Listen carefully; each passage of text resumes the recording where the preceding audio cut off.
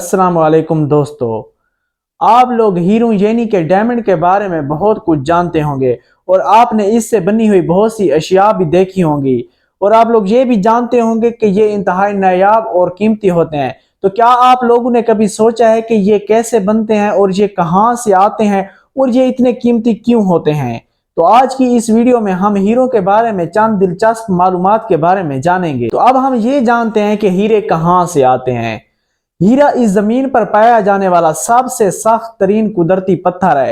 اور یہ زمین کے نیچے بہت زیادہ ہیٹ اور زمین کے پریشر کی وجہ سے یہ وجود میں آتا ہے۔ ہیرے پوری دنیا سے منگوائے جاتے ہیں لیکن ان کی زیادہ تر سپلائی وہ ساؤتھ افریقہ، کینیڈا اور روس سے وہ پوری دنیا کی طرف کی جاتی ہے۔ اب یہ کہ ہیرا کس وجہ سے جانا جاتا ہے، تو اس کا جواب یہ ہے کہ ہیرا انتہائی سخت قسم کا قدرتی پتھر ہے اور یہ اپنی انتہائی سختی کی وجہ سے جانا جاتا ہے اور اس کے ساتھ ساتھ یہ اپنی بے مثال چمک کی وجہ سے بھی جانا جاتا ہے اور اس کے علاوہ مزے کی بات یہ ہے کہ یہ 100% پیور کاربن کے ساتھ بنا ہوتا ہے۔ ہمارے ذہنوں میں اکثر ایک سوال پیدا ہوتا ہے کہ یہ ہیرے ہیں یہ اتنے مہنگے کیوں ہیں؟ تو اس کا جواب یہ ہے کہ یہ ہیرے اتنے ہی پرانے ہیں جتنا کہ یہ زمین پرانی ہے اور ان کو بننے میں یہ اربوں سال لگ جاتے ہیں اور اس کے بعد ہی یہ زمین کی سطح تک آتے ہیں جہاں سے ان کو کان کنی کر کے دوبارہ نکالا جاتا ہے، اسی لیے یہ ہیرے اتنے زیادہ مہنگے ہوتے ہیں۔ اب ہم ہیروں کے بارے میں کچھ دلچسپ معلومات کے بارے میں جانیں گے۔ تو سب سے پہلے جو بات ہے اس کو جان کر آپ بھی بہت زیادہ حیران ہوں گے اور وہ یہ کہ قدیم یونانی اور رومی یہ خیال کرتے تھے کہ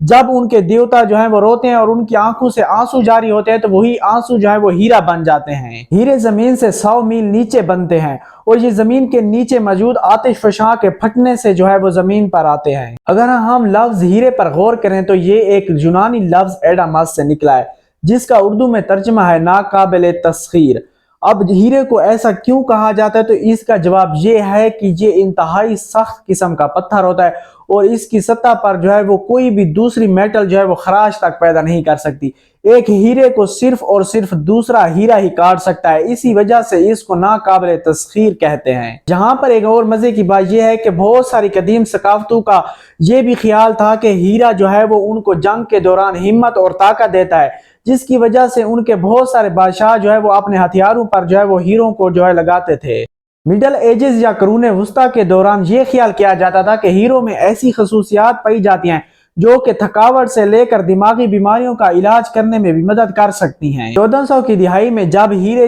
یہ یورپی اور وینس کے تجارتی مراکز پر پہنچے تو اس وقت دنیا میں صرف اور صرف ہندوستان ہی ہیروں کا واحد اور سب سے بڑا سورس تھا۔ اس کے بعد 1700 میں وہ برازیل سب سے بڑا سورس بن گیا اور 1800 کی دہائی میں جنوبی افریقہ میں ہیروں کا ایک بہت بڑا ذخیرہ دریافت ہوا۔ آپ لوگوں کو ایک بات جان کر بہت زیادہ حیرانی ہوگی اور وہ یہ کہ اب تک کا سب سے بڑا دریافت ہونے والا ہیرا اس کو کلینن کہا جاتا ہے اور یہ 1905 میں جنوبی افریقہ میں وہ دریافت ہوا تھا اور اس کا وزن وہ 1.33 پاؤنڈ تھا۔ آج کل کے جدید دور میں وہ ٹیکنالوجی کی مدد سے وہ ہیرے وہ جدید قسم کی لیبز میں تیار ہوتے ہیں اور یہ اتنے پرفیکٹ طریقے سے تیار کیے جاتے ہیں کہ ان میں اور ان ہیروں میں فرق کرنا انتہائی مشکل ہوتا ہے جن کو کان کنی کر کے نکالا جاتا ہے۔ کیا آپ لوگ جانتے ہیں کہ ہیرے سے بنی ہوئی انگوٹھی کو سب سے پہلے کب منگنی میں استعمال کیا گیا تھا؟ تو اس کا جواب یہ ہے کہ سب سے پہلے ہیرے کی انگوٹھی کو آسٹریا میں 1477 میں پہلی بار منگنی میں استعمال کیا گیا تھا۔